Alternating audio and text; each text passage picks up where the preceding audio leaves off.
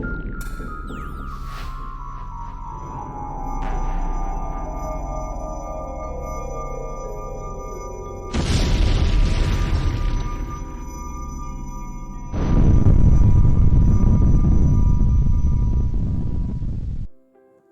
and welcome.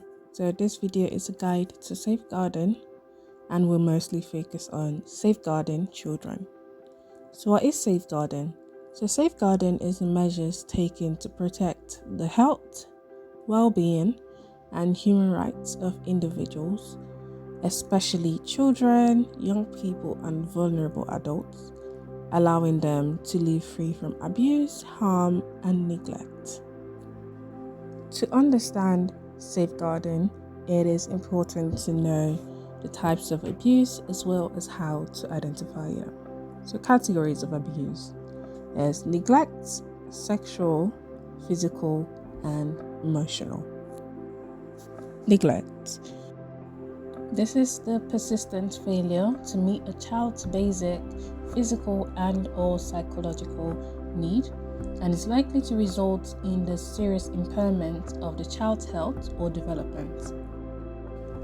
Neglect may also occur during pregnancy as a result of material substance abuse, and neglect towards the child can involve failure to provide food, clothing, shelter, protection from harm, which also includes exclusion from home or abandonment, adequate supervision, and access to medical care. It may also include neglect of or unresponsiveness to a child's basic emotional needs. Sexual. So sexual abuse involves forcing or enticing a child or young person to take part in sexual activities not necessarily involving a high level of violence, whether or not the child is aware of what is happening. Sexual activities may involve physical contacts, including assault by penetration, for example rape, non-penetrative acts such as masturbation, kissing, rubbing, and touching outside of clothing. Non-contact activities such as involving children in looking at or in production of sexual images, watching sexual activities, encouraging children to behave in a sexually inappropriate way, or grooming a child in preparation for abuse. This includes those done via the internet. It is, however, important to note that sexual abuse is not solely perpetrated by adult males. Women can also commit acts of sexual abuse, as can other children. Physical abuse is the deliberate hurting of a child, causing injuries such as bruises, broken bones, burns, or cuts. It is a form of abuse which may involve hitting, shaking, throwing, poisoning, burning or scalding, drowning, suffocating, or otherwise causing physical harm to a child. It is also important to note that physical harm may also be caused when a parent or carer fabricates the symptoms of or deliberately induces illness in a child. Emotional abuse is the persistent emotional maltreatment of a child, such as to cause severe and persistent adverse effect on the child's emotional development. This may involve conveying to the child that they are worthless, unloved, inadequate, or valued only when they meet the need of another person. Not giving the child opportunities to express their views, deliberately silencing them, or making fun of what they say or how they communicate. Age-inappropriate expectations imposed on children, overprotection and limitation of exploration and learning, or preventing the child participating in normal social interactions. Witnessing or hearing about maltreatment of others, serious bullying, including cyberbullying, and exploitation or corruption of children. Some level of emotional abuse is involved in all types of maltreatment of a child, although it may occur alone. Common signs of child abuse. These are signs that there may be something concerning happening in a child's life.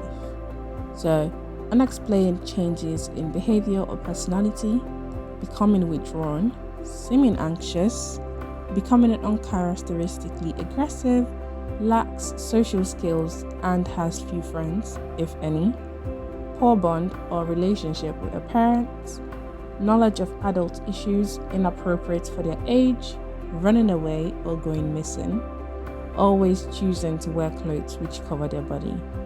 These signs don't necessarily mean that a child is being abused. There could be other things happening in their life which are affecting their behavior.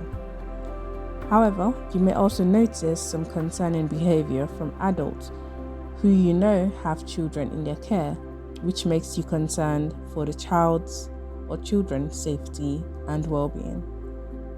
What to do if you have a concern? Document concern. So note down any physical signs of abuse or behaviors that raise concern, including dates, times, and witnesses if possible. Stay calm and listen. So if a child concerns in you, stay calm and listen. Do not investigate. So avoid asking leading questions to the child or conducting your own investigation, as it could interfere with official inquiries. Report immediately. So this could be the local child protective services or social services, the police, especially if the child is in immediate danger, a designated safeguarding lead, or child protection officer in your organization. Follow protocols. If you work in a setting with specific child protection policies, follow the established procedures for reporting concern. Maintain confidentiality. Share information only with those who need to know to protect the child and manage the situation. Seek support.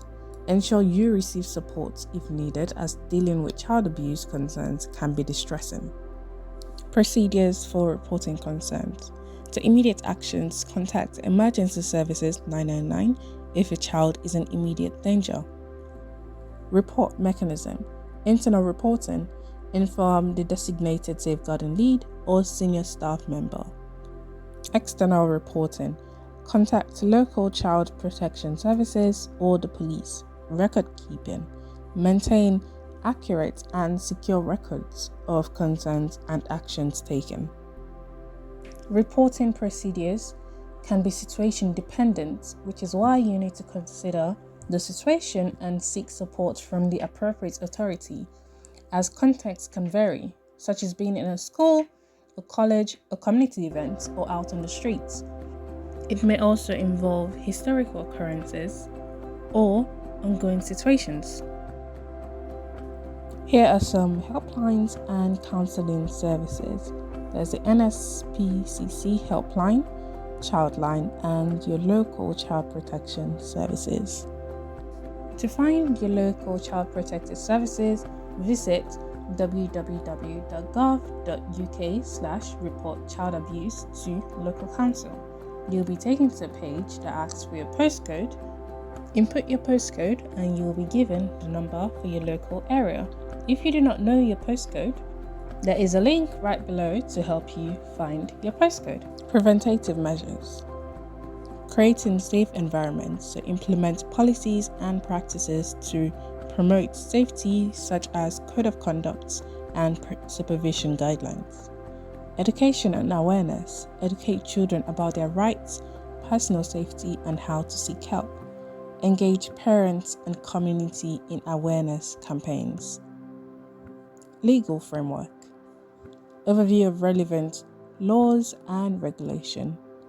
Children Act 1989 and 2004, Safeguarding Vulnerable Groups Act 2006, and Working Together to Safeguard Children 2018. Mandatory reporting requirements. Certain professionals such as teachers, doctors, and social workers are legally required to report any suspicion or evidence of child abuse. Failure to report can result in legal consequences. Remember, the child's safety is priority and it is crucial to act promptly and responsibly. Thank you for watching.